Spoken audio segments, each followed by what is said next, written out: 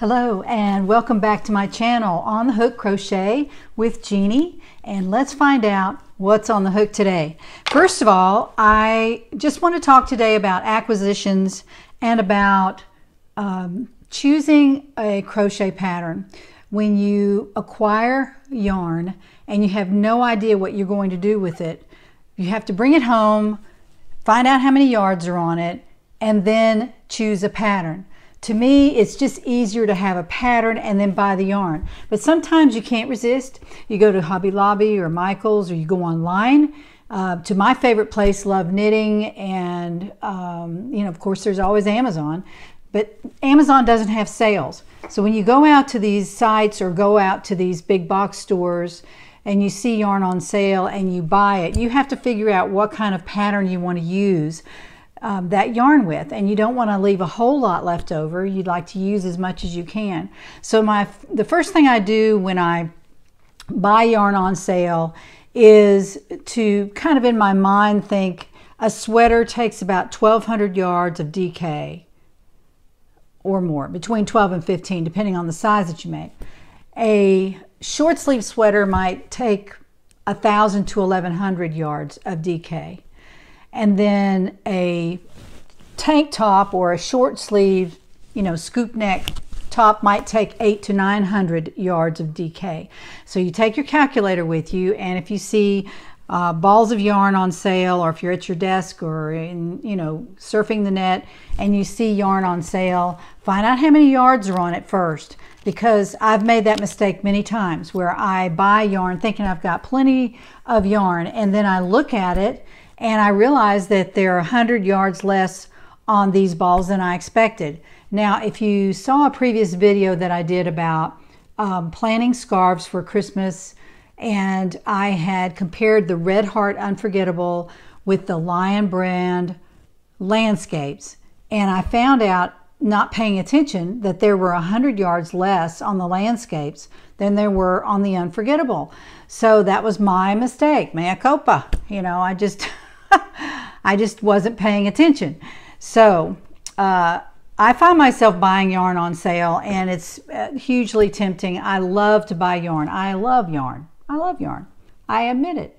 And most of us crocheter YouTubers love yarn, and we have these huge stashes. Mine's downstairs, but we do have huge stashes of yarn. And I find though that the crocheters that have YouTubes are very generous with their yarn, and if they buy something on sale or they buy it not on sale, they're willing to give it away, to do a yarn swap or a giveaway, and I think that's really nice. It comes from the heart, and it must be that people that love yarn are just that way. I don't know. I love yarn too, and I went online because of an email that I got from Knit Crate, and Knit Crate had sent me this email and it said, if you want to buy more of the yarn that was in your box for March, which was the Titmouse fingering weight yarn that I made this scarf out of, which is quite beautiful, as I've said many times. I love the way it makes up. It's just the colors, it's almost like a polka dot. I'm covering up my microphone here.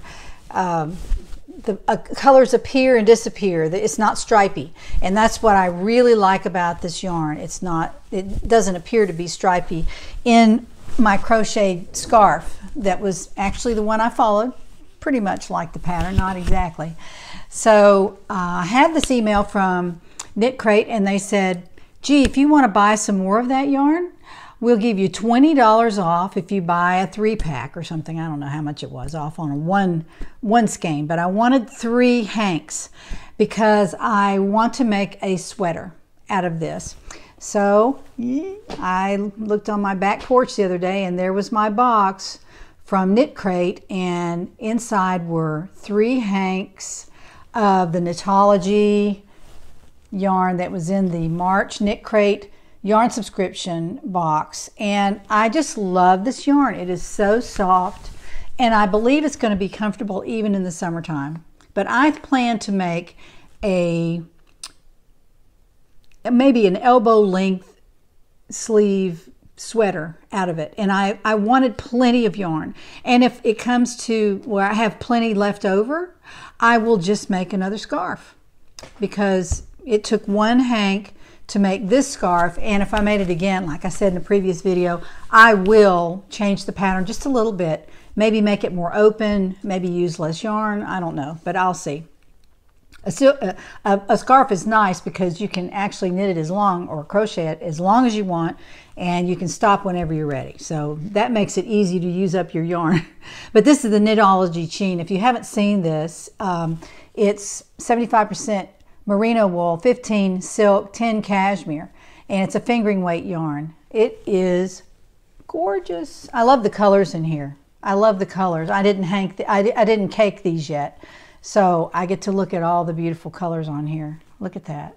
Browns, yellows, blues, and a little bit of gray in there, just a tiny bit, almost like an off-white, but it's a cool white. It's very beautiful. And I got 3 of these. I feel like I'm rich in fingering wool. And I never thought I would order a fingering wool because it's not my favorite to work with, but I'm going to give it a try. I'm going to find a pattern that uses fingering weight, wool cotton, and make it up and see what I can find. Or what I've been thinking about this morning is making up my own pattern. I probably can do that, so I might try that. We'll see. We'll see how far we get with it. Now, the second acquisition that I got, and it is called Drifter. This is so incredibly soft. I never expected it to be, but it was on sale. But it's called Drifter, and it's by King Cole. It's made in Turkey, and it's distributed by an English company called King Cole. It is 25% cotton, 6% wool, and 69% acrylic. So it's going to drape like crazy. It's going to be really nice. And I can make a summer sweater out of this, and I think it won't be all that hot. Oh, look, I've got it upside down. Silly me. Okay, so anyway, this is what it looks like. And in the colors here, it's a multicolored yarn, and it has probably more colors than I'm used to buying altogether. But I saw this and I thought the combination of colors was really beautiful. And it has some yellow in it, which speaks summer to me, and light blue. So I went ahead and bought it. And I bought 5 balls because it was very much on sale, and that's fine. There are 329 yards on each ball, and gee willikers, I bought 5 balls, so I've got about 1,600 yards of yarn.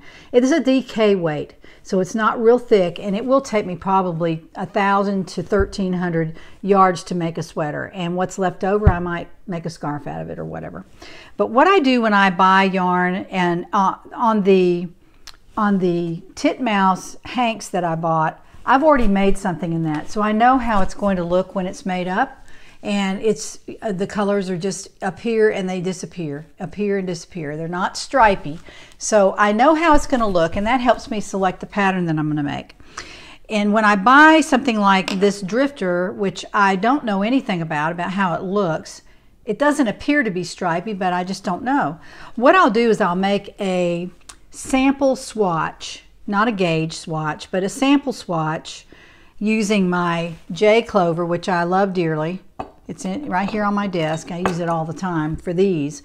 But I make a swatch of the yarn and use different sized stitches and just combine them all together to see how it's going to look when it's made up. Because that's important when you pick a pattern to use for a yarn that you already have.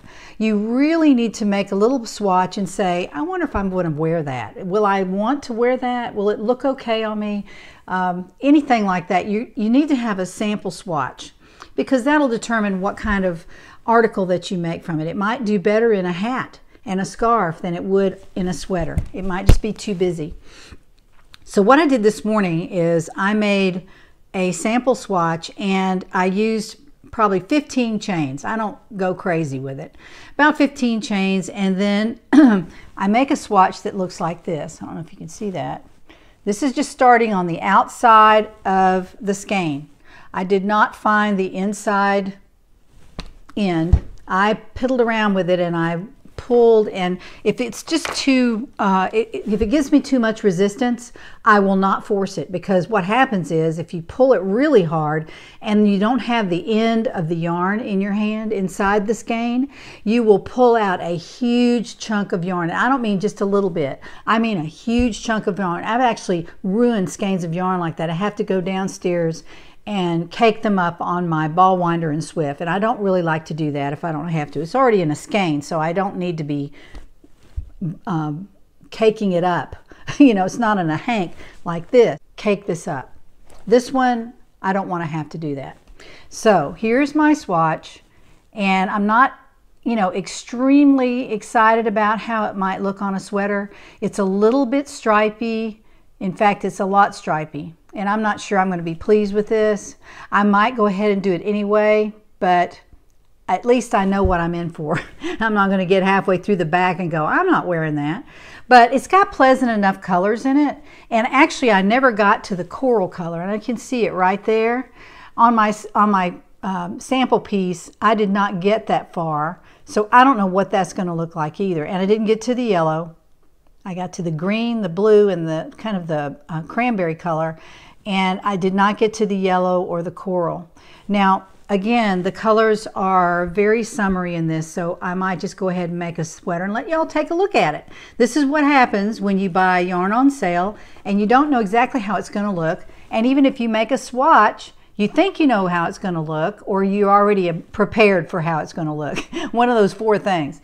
So this morning I did this just before I came on camera, and what I do too is I use different size stitches. So here's a treble row right here, so I can see how it looks when it's stretched out into a treble.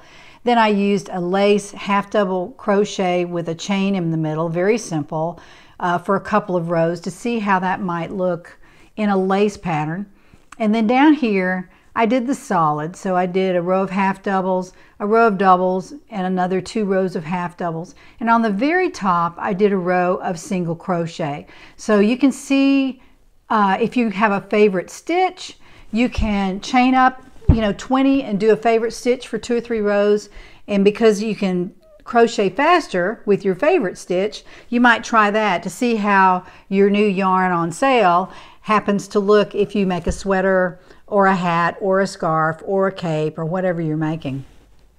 So I just wanted to show you that. That's one of my little tricks that I use when I'm selecting a pattern. Now the hunt is on. Actually, I said that. I don't mean that.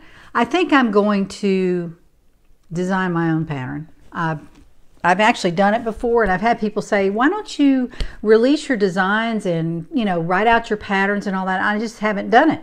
But I might do it in the near future, because that's probably where I'm going with this channel. I will still use patterns from designers and make them up and let y'all see how they look. But I also need to throw in some of my own designs, because I do have my own.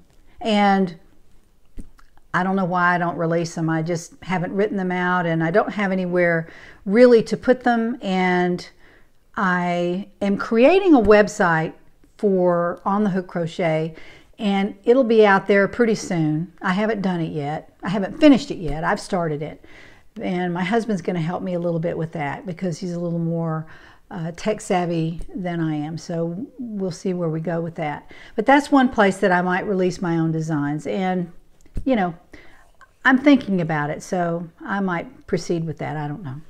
So anyway, join me next time to find out what's on the hook.